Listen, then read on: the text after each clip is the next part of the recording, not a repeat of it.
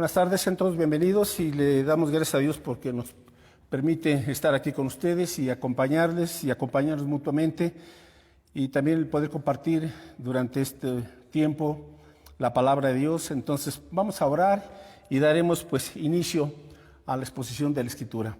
Padre, te damos gracias en esta tarde por los cuidados que has tenido para con nosotros, por la vida, por la salud.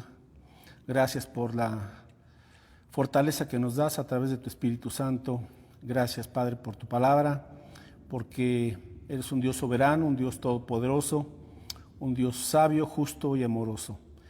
Y gracias por la oportunidad que nos das de escuchar tu palabra, de alimentar nuestra fe, de que nuestros corazones y nuestras mentes, Señor, a través de la exposición de tu palabra que es viva y eficaz. Oramos también rogándote que limpies nuestras mentes y corazones y que nos ayude, Señor, para que sigamos siendo transformados a la imagen de Jesucristo, tu Hijo, en cuyo nombre te pedimos todo esto y te damos las gracias. Amén. Bien, mis hermanos, pues hoy vamos a abrir nuestra Biblia, por favor, y lo vamos a hacer en la carta a los Hebreos, en el capítulo número 12. Hebreos capítulo 12, y hoy vamos a tener el mensaje titulado La carrera que tenemos por delante, la carrera que tenemos por delante. Entonces, en Hebreos capítulo 12, en los versos del 1 al 3, Hebreos 12 del 1 al 3, dice la palabra de nuestro Dios: por tanto, nosotros también, teniendo en derredor nuestro tan grande nube de testigos, despojémonos de todo peso y del pecado que nos asedia, y corramos con paciencia la carrera que tenemos por delante, puestos los ojos en Jesús, el autor y consumador de la fe, el cual por el gozo puesto delante de él sufrió la cruz, menospreciando el oprobio, y sentó a la diestra del trono de Dios. Considerad aquel que sufrió tal contradicción de pecadores contra sí mismo, para que vuestro ánimo no se canse hasta desmayar. Bueno, la carrera que tenemos por delante, y estoy pensando en este mensaje, en lo que primeramente Dios Él nos permite el año que viene, este 2021, que es una carrera que tenemos por delante. Ahora, cuando el escritor de esta carta habla de esta carrera, está poniendo una metáfora para darnos a entender que la vida cristiana, la vida en Cristo, es como una carrera. Entonces nosotros los creyentes que ahora tenemos esta nueva vida en Cristo, que es una sola vida. Recuerden, no tenemos una vida secular y una vida espiritual, sino ahora todo es espiritual porque estamos en Cristo y todas las cosas están siendo sujetas a Cristo. Así es que la vida cristiana es como una carrera. Y quiero compartir 4 características sobre cómo nos enseña la Biblia que tenemos que correr esta carrera, esta vida en Cristo. Y nos dice aquí entonces en el verso 1, por tanto nosotros también teniendo en derredor nuestro tan grande nube de testigos, despojémonos de todo peso y del pecado que nos asedia y corramos con paciencia la carrera que tenemos por delante. Bueno, entonces, en primer lugar, se nos menciona la importancia de que si vamos a tener éxito en esta carrera, debemos de despojarnos de todo aquello que impida nuestro progreso en la fe. ¿Sí? Número 1, hay que despojarnos de todo aquello que impida el progreso de nuestra fe en Cristo Jesús. Él dice aquí que tenemos que despojarnos de todo peso. Entonces, un peso aquí significa un estorbo o una carga innecesaria. Y luego dice que tenemos que despojarnos de todo pecado también. Entonces, son 2 aspectos. Pesos o estorbos no necesariamente tienen que ser pecados, pero pone en primer lugar que usted y yo tenemos que identificar y eliminar esos estorbos que han hecho que vayamos quizás más lento de lo que deberíamos de haber ido en la carrera cristiana. Obstáculos, contratiempos, etc. Y una buena pregunta que nos podríamos hacer preparándonos para el próximo año del 2021 sería, durante este año, ¿qué estorbos tuve en mi vida que los permití? O inclusive hasta los puso uno por ahí, ¿verdad? Y eran estorbos y eran obstáculos nos desviaron del camino del Señor o en un momento dado nos hicieron, como decía, más lento nuestro caminar o nuestra carrera en Cristo Jesús. Entonces, sería bueno que nos pusiéramos a pensar, Señor, en este año, qué cosas yo permití, qué obstáculos yo mismo puse, ¿verdad?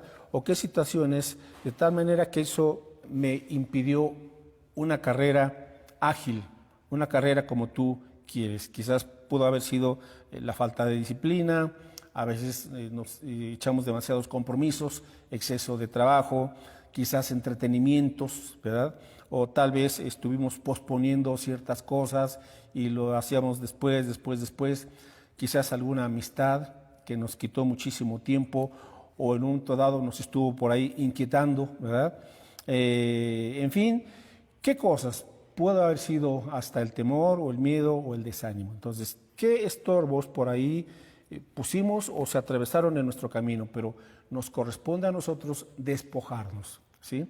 No es suficiente que le digamos a Dios, Señor, tú quita este estorbo, porque aquí la indicación es, nos corresponde a nosotros quitar o eliminar esos estorbos de tal manera que podamos correr con agilidad la carrera que nos es propuesta. Ok, número 2, tenemos que eliminar el pecado, cualquier pecado. Dice aquí el pecado que nos asedia, es decir, que nos está rodeando.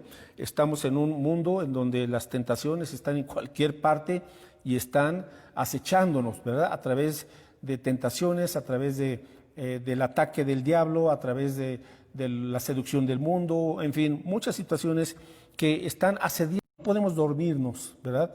Porque el mundo está al acecho, el pecado está asediándonos y está de una u otra manera tratando de que caigamos en sus redes. Ahora, dice Proverbios 28:13 que el que encubre sus pecados no prosperará. Proverbios 28:13. Si usted corre exitosamente la carrera cristiana, pues no puede estar por ahí acumulando o escondiendo el pecado, porque simple y sencillamente eso impide la bendición del Señor en lo que emprendamos.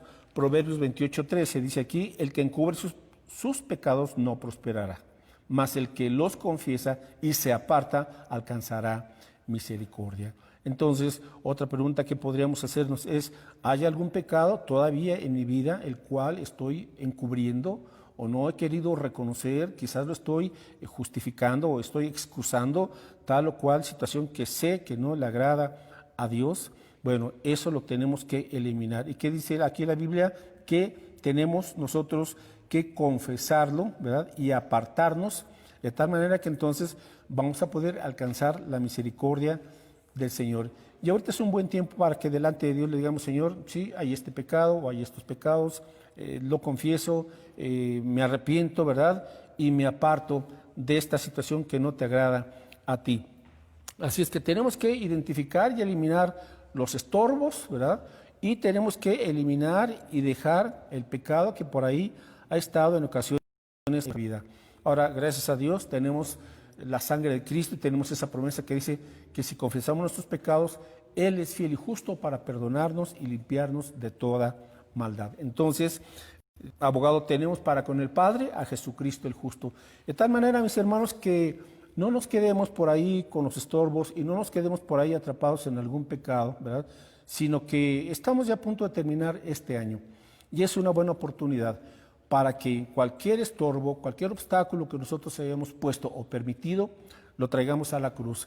Y es un buen tiempo en que Dios nos está permitiendo terminar este año para que si hubo pecados los cuales no quisimos en un momento dado todavía despojarnos de ellos y confesarlos, pues es un buen momento en donde Dios en su misericordia nos está dando tiempo para arrepentirnos, para confesarlos y entonces acudir a la sangre de Cristo y su sangre preciosa nos perdona y nos limpia de toda maldad. Entonces, en primer lugar, para correr con éxito la carrera que tenemos por delante en este 2021, número 1, tenemos que despojarnos de todo aquello que impida el progreso de nuestra fe.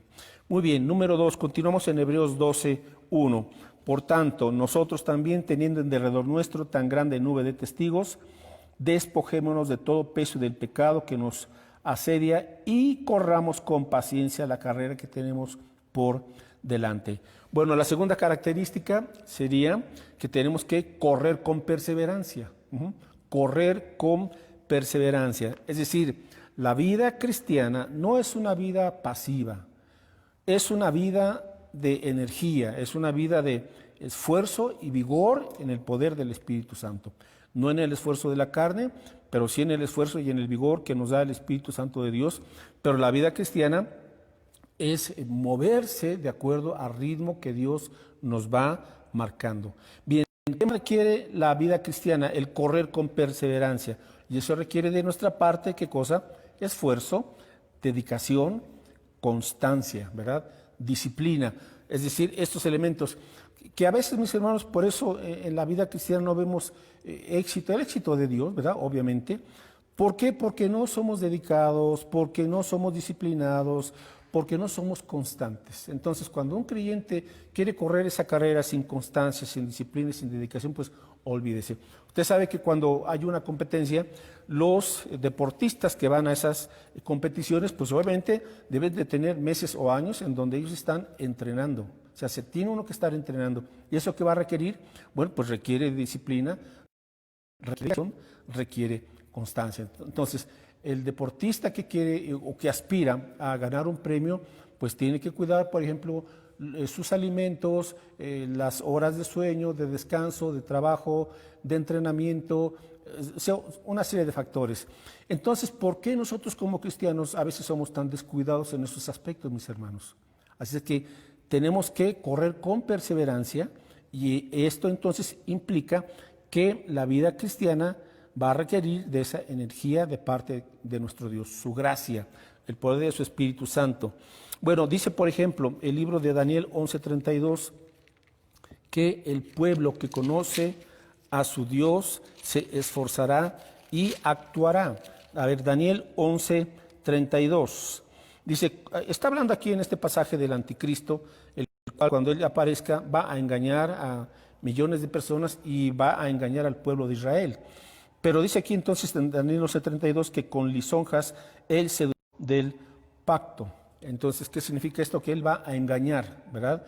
Va a engañar con propuestas sugestivas, con promesas, ¿verdad? De prosperidad, de paz, pero esas promesas son falsas, son mentirosas porque provienen del anticristo, de aquel que es el enemigo de Dios. Ahora, lamentablemente, la gente está buscando paz, va a estar ansiosa de seguridad y tenemos que entender, mis hermanos, que lo que estamos viendo ahorita se está preparando el escenario de muchas maneras, de tal forma que la gente va a llegar al punto en donde va a clamar y va a exigir a alguien, ¿verdad? Con tal de que les ofrezcan paz y seguridad o que les ofrezcan salud, ¿verdad? O sea, el punto es que la gente va a acudir a lo que sea con tal de sentirse seguros y aliviados y sin estar expuestos ya a ningún tipo de contagio, etcétera, etcétera. Entonces, va a llegar este personaje prometiendo todo eso, ¿verdad? Paz y seguridad y muchas otras cosas. Entonces, la gente va a querer o va a buscar a un falso Mesías, alguien que les prometa prosperidad, bienestar, seguridad, etcétera. Y cuando la gente está desesperada, la gente acepta cualquier propuesta de quien venga. Lamentablemente así es el ser humano. Por eso dice que él seducirá. Entonces con palabras, con falsas promesas, etcétera, o con falsos sueños. Entonces seducirá aún al pueblo de Israel, que eso es increíble. Bueno, pero tal va a ser su poder que los va a engañar. Sin embargo, aquí dice que habrá una porción del pueblo del Señor. Dice aquí que el pueblo que conoce a su Dios se esforzará y actuará. Bueno, obviamente está hablando en primer lugar del pueblo de Israel, que van a conocer al verdadero Dios y al Mesías, y ellos se van a dar cuenta de que ese falso profeta no era el Mesías que están esperando. Entonces, cuando ellos se percaten de esta situación, como conocen al Dios de la Biblia y como ellos saben quién va a ser entonces el Mesías, dice que harán dos cosas. El pueblo que conoce a su Dios se esforzará y actuará. Es decir, el pueblo de Dios no puede quedarse con los brazos cruzados. Y así, mis hermanos, ¿qué nos espera para este 2021? Bueno, pues solamente Dios sabe, todos los asuntos están en sus manos, pero lo que sí sabemos que nos espera a nosotros es actuarnos, es levantarnos en el nombre del Señor, esforzarnos con el poder de su Espíritu y actuar conforme a lo que nos corresponde a cada quien. Ahora, tenemos que reconocer que esta carrera, la carrera cristiana, no es como le llaman un sprint, ¿verdad? O sea, en 100 metros, no. La carrera cristiana se parece más a un maratón. A un maratón. Va a ser una carrera kilométrica, ¿verdad? Que, bueno, de hecho, pues dura toda la vida, en que Dios nos permita la vida o cuando nos llama a su presencia, pero la vida cristiana es un maratón. Entonces tenemos que ir corriendo paso a paso, paso a paso, paso a paso y pacientemente, o sea, con constancia, con perseverancia, porque es una carrera larga. Por lo tanto, hay una exhortación: no abandone la carrera cristiana. A veces hay personas o creyentes que en un momento dado se desaniman, se desesperan por lo que sea y abandonan la carrera. Bueno, eso no le agrada a Dios. Dice también el escritor de esta carta a los Hebreos que si alguno retrocede, dice, eso no agradará a mi alma. Así es que a Dios no le agrada que alguien que se dice cristiano o es cristiano retroceda. Dice el Señor, no te llamé para retroceder, te llamé para que alcances victoria. Te llamé para que seas de bendición y para que recibas las bendiciones que el Señor quiere para cada uno de nosotros. Así es que, en segundo lugar, la carrera cristiana se tiene que correr con perseverancia, con paciencia. Muy bien, regresamos a la carta a los Hebreos capítulo 12 y vamos a ver ahora la tercera característica de esta carrera que tenemos por delante. La carrera que tenemos por delante, dice Hebreos 12:1, despojémonos de todo peso y del pecado que nos asedia y corramos con paciencia la carrera que tenemos por delante. Bien, mis hermanos.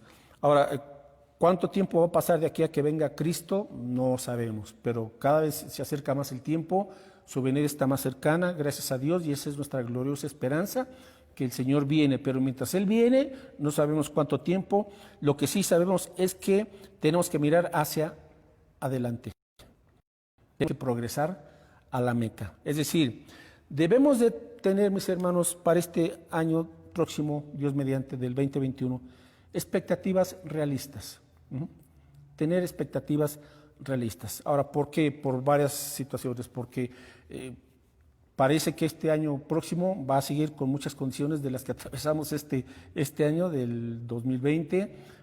Habrá todavía algunas tempestades en diversos aspectos, incertidumbre, o sea, no hay todavía una certeza, pero a pesar de todo eso, lo que sí debemos de hacer es correr hacia adelante, es decir, ponernos expectativas realistas. Ahora, ¿eso qué implica?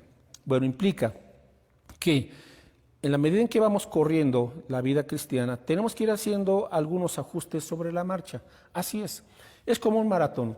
Los maratones normalmente se pueden correr en el estadio, pero hay maratones más extensos que se corren fuera del estadio, ¿verdad?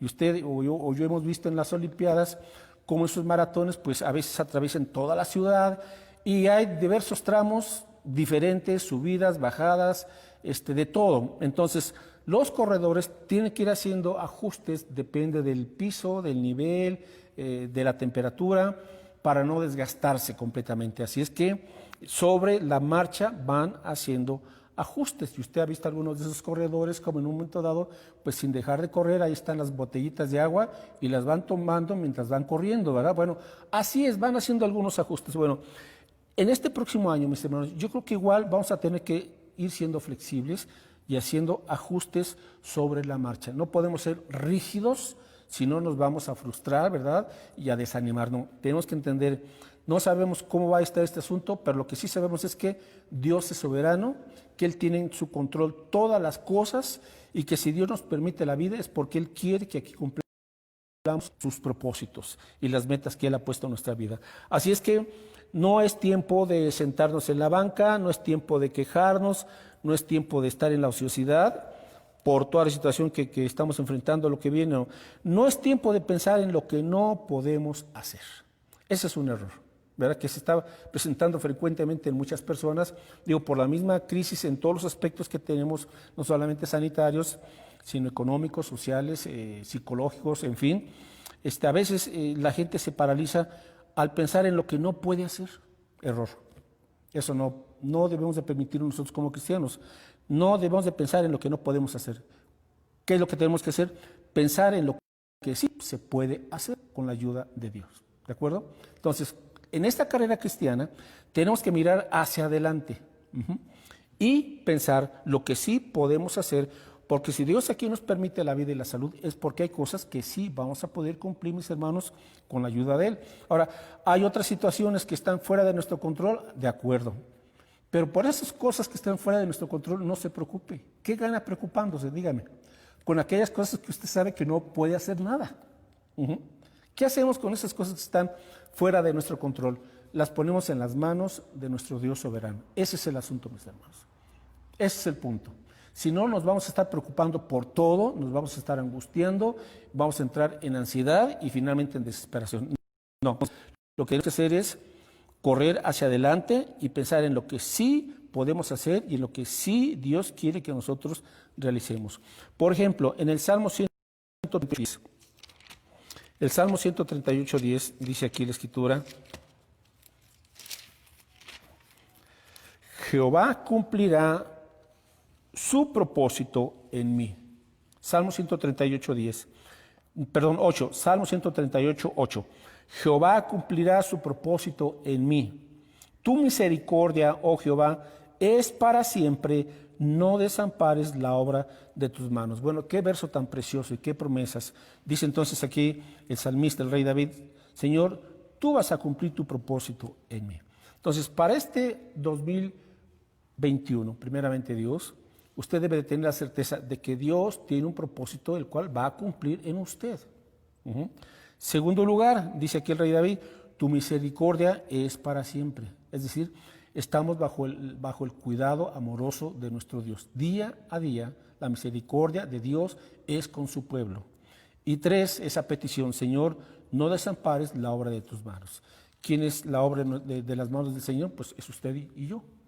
¿Por qué? Porque somos hechura, creados en Cristo Jesús para buenas obras, las cuales Dios preparó de antemano para que anduviésemos en ellas. Así es que en este 2021 usted tiene un plan de parte de Dios, un proyecto que Él quiere que usted cumpla, algunas metas.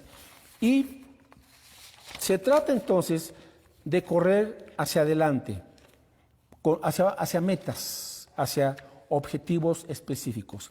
Por ejemplo, dice el apóstol Pablo en 1 Corintios 9:26, que hay una manera en la cual él no corre y que nosotros también tenemos que poner atención a esto. O sea, hay una forma en la cual no debemos de correr. ¿Y cuál es esa forma? 1 Corintios 9:26 dice Pablo: así que yo de esta manera corro, no como a la aventura, o sea, no al azar. De esta manera peleo, no como quien golpea al aire. Es decir, el apóstol Pablo nos está diciendo que la vida cristiana hay que correrse, pero no es nada más correrse por correr, ¿verdad? Sino que no se trata de correr por azar. Se trata de correr con metas, con objetivos. Entonces, déjeme darle alguna sugerencia sencilla. Este próximo año, ¿qué quiere Dios que usted logre, por ejemplo, en su familia? Ponga una meta, 2 sencillas. Usted, como esposo, como esposa, ¿en qué debe de mejorar? ¿Qué meta quiere para este año como padre de familia, como mamá, etcétera? O jóvenes, ¿qué Dios quiere para ti en tu familia, tú como joven? Luego, otro aspecto, en tu trabajo, ¿qué quiere Dios que mejores en tu empleo, en tu trabajo? ¿En qué áreas debes de mejorar? ¿O quieres iniciar algún negocio? Bueno, en la escuela, los muchachos, las chicas, para este año, ¿qué? Bueno, quizás Dios quiere que termines, bueno, tu secundaria, ¿verdad? O que ya entres a la preparatoria o a la vocacional o a la universidad, o que te titules, o sea, pero ten metas concretas, realistas. Ese es el punto, pero que tú dices: yo voy corriendo hacia tal lugar. Eso te va a permitir tener ánimo, eso te va a permitir mejorar y no ir hacia lo ambiguo y hacia ninguna parte, no. Concretamente, en el ministerio, bueno, Señor, sin duda alguna que tú quieres que yo comparta tu palabra y que me permitas alcanzar por lo menos una persona para Cristo. Ahí está, metas sencillas, metas prácticas y que se pueden realizar obviamente con la ayuda del Señor. En su salud, bueno, pues Señor, este año permíteme mejorar, etcétera, etcétera. Bueno, pero hay entonces en esas áreas de nuestra vida en las cuales tenemos que ser específicos. Bueno, por ejemplo, cuando Dios nos dice y ya nos permite vivir un año más, Es porque es una oportunidad, mis hermanos, para que corramos la carrera de la fe. Ahora vamos con algunos ejemplos. Cuando usted lee, estamos en Hebreos, en el capítulo 11, que es un capítulo anterior al que estamos estudiando, pues aquí el autor da una serie de creyentes, de hombres y mujeres de fe, ¿verdad?, que tuvieron algún proyecto. Y cada quien se destacó por alguna situación especial. Igual Dios con nosotros. Él va a destacar y a darnos a cada quien un proyecto específico. Por ejemplo, cuando el autor habla de Abel, Abel, ¿por qué se destacó? Bueno, se destacó por adorar al Señor y ofrecer su mejor cordero. Su ofrenda al Señor fue lo mejor, fue lo prioritario. Y en eso se destacó Abel. Lo contrario, Caín, ¿verdad?, que y no fue una verdadera adoración, etcétera. Pero Abel tuvo ese proyecto, ofreció su mejor cordero al Señor. Por ejemplo, Noé, en el caso de Noé, su proyecto, ¿cuál fue? Construir el arca. Y fue un proyecto de fe, el cual le llevó a él 120 años. Entonces, la carrera de Noé, esa carrera en el Señor, le llevó 120 años hasta que construyó el arca y dio testimonio. Bueno, en el caso de Abraham, ya un hombre de 70 y tantos años, a él el Señor lo llamó en la tercera edad a salir de su tierra y de su parentela, de Ur de los Caldeos, al lugar al cual el Señor le habría de mostrar. Entonces, ese fue el proyecto de fe para Abraham y su esposa, salir de su comodidad, de su tranquilidad y de sus últimos años como anciano, ¿verdad? Y el Señor le dijo, no, yo tengo algo nuevo para ti y un desafío.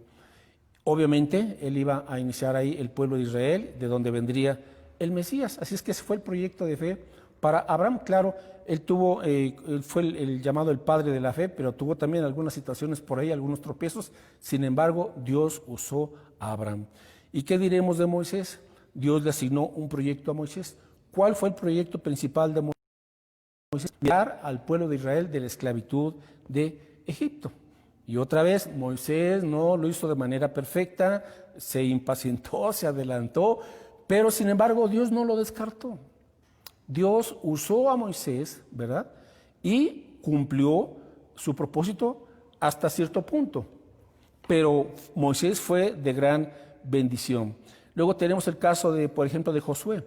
¿Cuál fue el proyecto de Josué? Bueno, el proyecto de Josué fue continuar con lo que no terminó Moisés, que fue llevar al pueblo de Israel, introducirlos a la tierra prometida. Y Josué pues fue un hombre de guerra, de batalla, y Dios lo usó y logró esa meta. Llevó años, obviamente.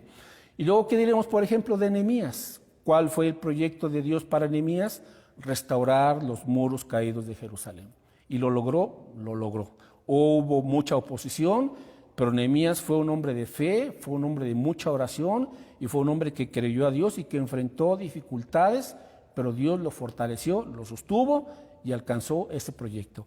¿Y qué diríamos en penúltimo lugar, por ejemplo, de Pablo? ¿Cuál fue el proyecto de Pablo?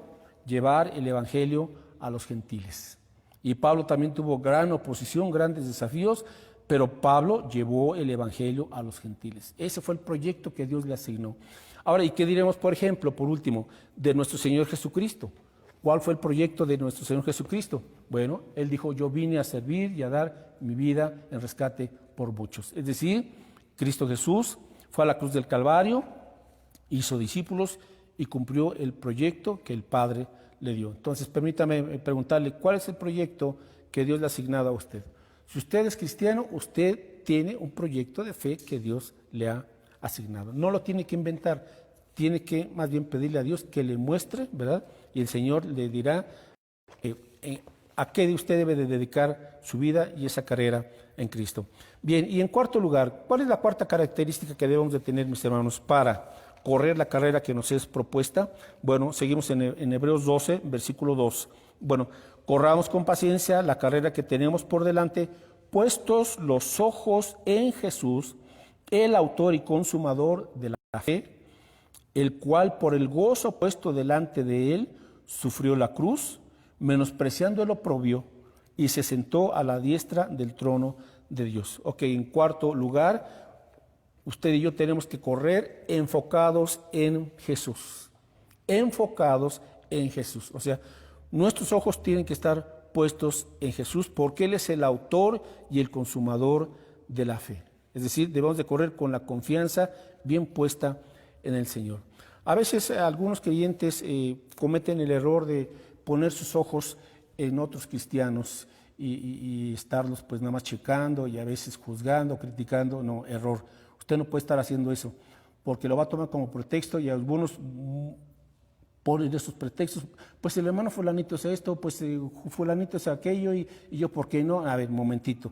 Dios no puso a esa persona para que diera su vida en la cruz del Calvario, ¿verdad? Esa persona no murió por usted en la cruz. El único que murió en la cruz del Calvario fue Cristo Jesús. Entonces, cuando entendemos esto, mis hermanos, vamos nosotros a poder correr con paciencia la carrera que nos es propuesta, porque nuestro supremo ejemplo es Cristo Jesús. Él sí fue perfecto, nunca pecó, siempre hizo la voluntad del Padre. Así es que corramos con paciencia, puesto los ojos en Cristo Jesús. Es decir, vivimos ahora para agradar y para glorificar a Dios.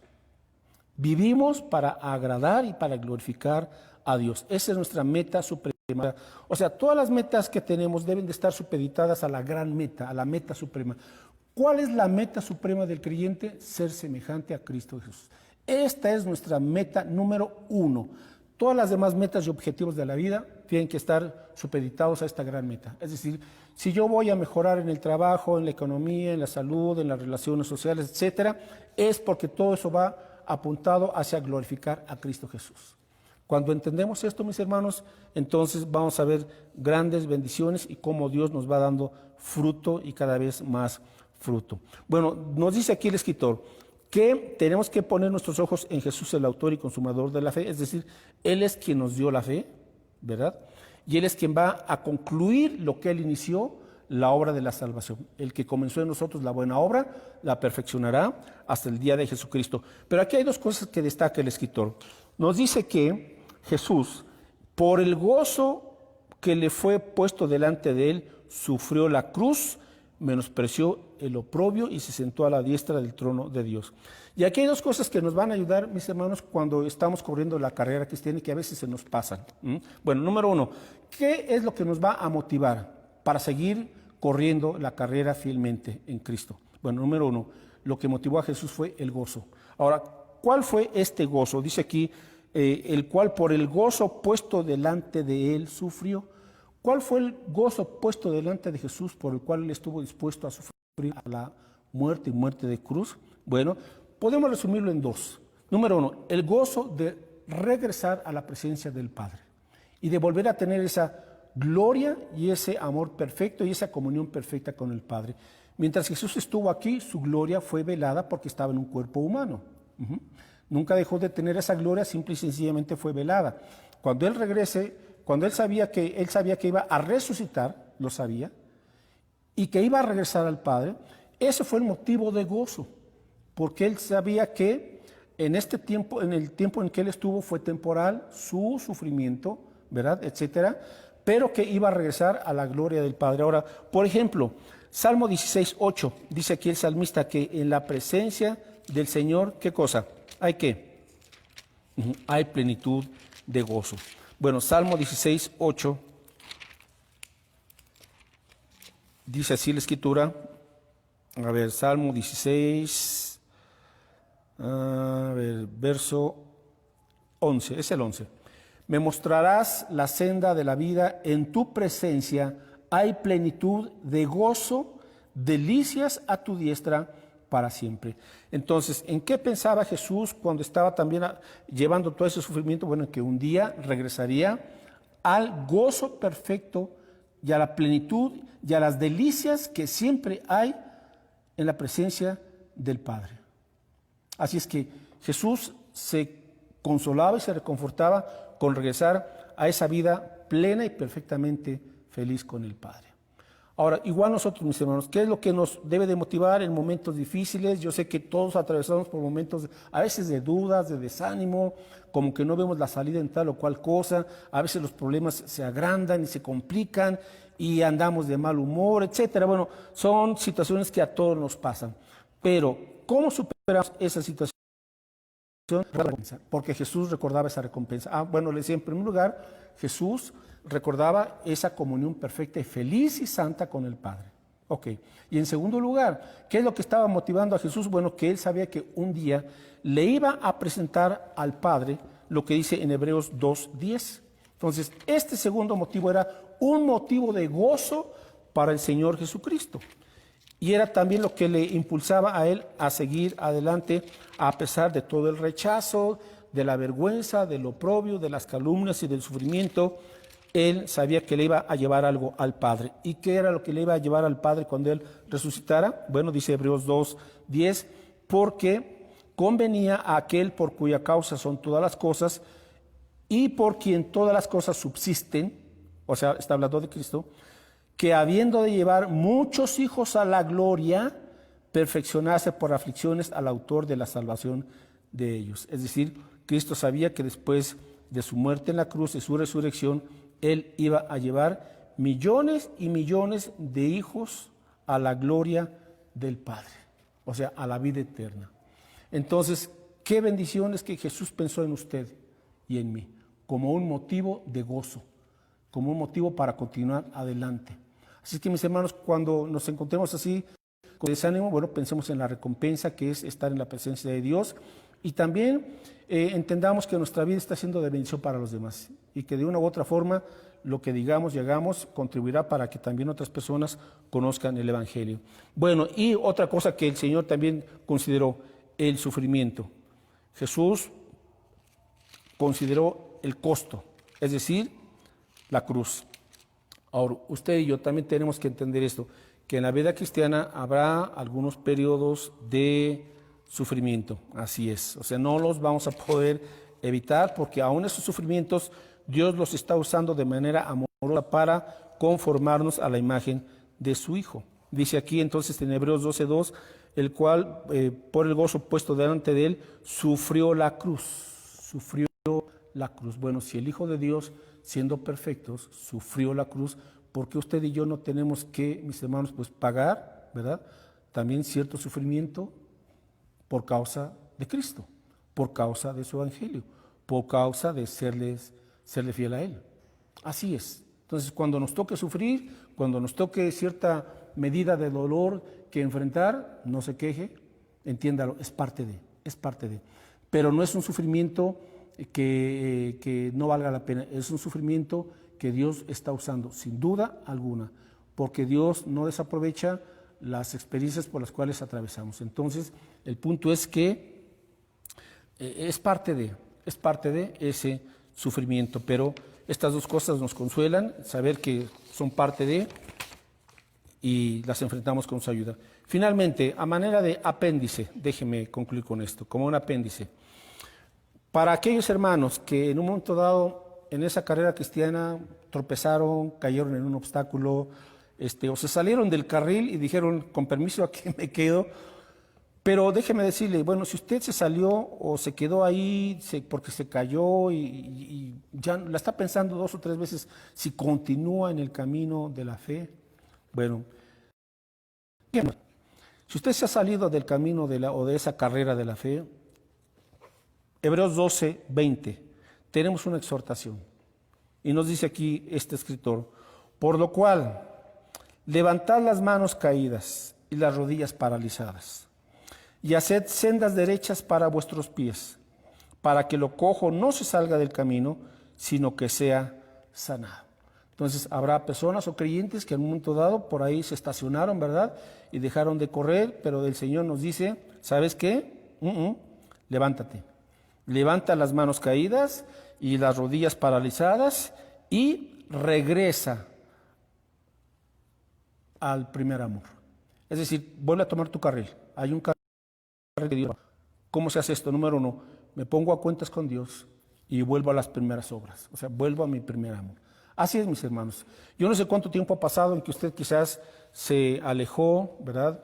Se desconectó, pero Dios le está llamando para que usted este año próximo del 2021 pueda levantarse y levantar las manos caídas y esas rodillas se activen y comience usted a andar en el Espíritu una vez más y vuelva a conectarse con el Señor y a conectarse también con la vida de su iglesia. Verso 14, continúa esta exhortación: sigue la paz con todos y la santidad, sin la cual nadie verá al Señor. Es decir, la paz con las demás personas. Quizás usted se enojó con alguien, tuvo un pleito, y ese rencor o ese enojo o esa decepción o esa desilusión de alguien, ¿verdad?, fue un estorbo para usted. Bueno, dice el Señor, hazlo a un lado y ponte en paz con todos. Vuelve a esa paz, sigue la paz con todos y la santidad. Es decir, vive una vida limpia delante de Dios, porque sin esa santidad, pues nadie podrá ver al Señor. Y otra exhortación más, versículo 15, mira bien, o sea, vigila, mira bien, no sea que alguno de ustedes deje de alcanzar la gracia de Dios, que brotando alguna raíz de amargura os estorbe y por ella muchos sean contaminados. Algunos se alejaron, ¿por qué? Porque dejaron de depender de la gracia de Dios. ¿Y cuándo sucedió eso? Cuando permitieron que una raíz de amargura los... Y yo no quiero estar con ese montón de hipócritas, ¿verdad? Se alejó de la iglesia, que tuvo ahí una raíz de amargura. Entonces dice aquí el Señor, cuida que no comiences este 2021 con alguna raíz de amargura. Deséchala de tu vida. Busca la paz con todos. Luego, no sea que haya algún fornicario o profano como Esaú, que por una sola comida vendió su primogenitura. Ahora aquí pone el ejemplo. ¿Sabes qué? Evita lo profano y lo mundano. No vendas tu primogenitura por un plato de lentejas. Tu vida va en Cristo. No vale la pena que la pierdas por un pecado, por un rato de placer, por los deseos del mundo, por las atracciones y tentaciones que están a la orden del día. En otras palabras, no menosprecies las cosas espirituales, no las menosprecies, porque cuando tú menosprecias las cosas espirituales, pierdes bendición. Ahora, Esaú quiso recuperar esa primogenitura y lloró, pero no fueron lágrimas de arrepentimiento, fueron lágrimas de remordimiento. Entonces tengamos cuidado, cuando Dios nos está bendiciendo, cuando Dios nos ha permitido el privilegio de conocerle, de tener una Biblia en las manos, de experimentar su precioso evangelio. Ese es un privilegio que millones de personas todavía no tienen y que usted lo tiene. No venda su herencia en Cristo por un plato de lentejas. Ahora, si en un momento dado falló, bueno, arrepiéntase, póngase a cuentas con Dios. Por eso es este llamado. Aquí el llamado lo está haciendo a aquellos que se han desviado, se han salido o se han enfriado, ¿verdad?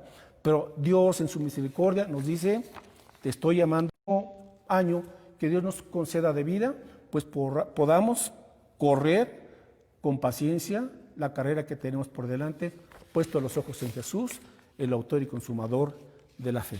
Vamos a orar, mis hermanos. Gracias te damos, Padre Santo, por tu palabra, porque nos haces un llamado, Señor, a seguir adelante. A pesar de los contratiempos, a pesar de lo que se presente el próximo año, Señor, todo está bajo tu plan y bajo tus manos, porque tú eres un Dios soberano. No hay nada que te haya sorprendido, Señor, porque tú sabías que todo esto iba a suceder y que todo esto lo estás usando para que el mundo fije sus ojos en Cristo y para que la iglesia, Señor, podamos con perseverancia, con paciencia, con gozo, con dedicación, correr la carrera que tú nos has propuesto y que tenemos por delante. Padre Santo, estamos en tus manos porque solamente con el poder y con la energía de tu Espíritu Santo podremos seguir fielmente. Gracias, Dios, y permítenos pues hacer a un lado aquellos estorbos, aquellos obstáculos que se atravesaron o que nosotros mismos pusimos, los hacemos a un lado. Traemos también, Señor, hasta la cruz de Cristo, pues, nuestras ofensas, nuestros pecados, Señor, aquello que nos ha estorbado. Y queremos pues finalizar este año del 2020 y queremos comenzar, Señor, el próximo año a cuentas contigo completamente, de tal manera que, Señor, podamos con un gozo renovado, con una pasión renovada, con una fe renovada y con una esperanza y con una santidad, Señor, preciosa carrera, porque es un privilegio la vida en Cristo. Señor, bendícenos y que tu paz y tu santidad sigan abundando en nuestra mente y en nuestros corazones. Sé con nosotros, usa nuestras vidas para que seas glorificado y honrado. Y gracias por el privilegio, Señor, del Evangelio, del cual somos partícipes y a través del cual, Señor, te estamos muy agradecidos. Estamos en tus manos, Padre Santo. Gracias en el nombre precioso de nuestro Señor y Salvador Cristo Jesús. Amén. Amén. Dios les bendiga, mis hermanos.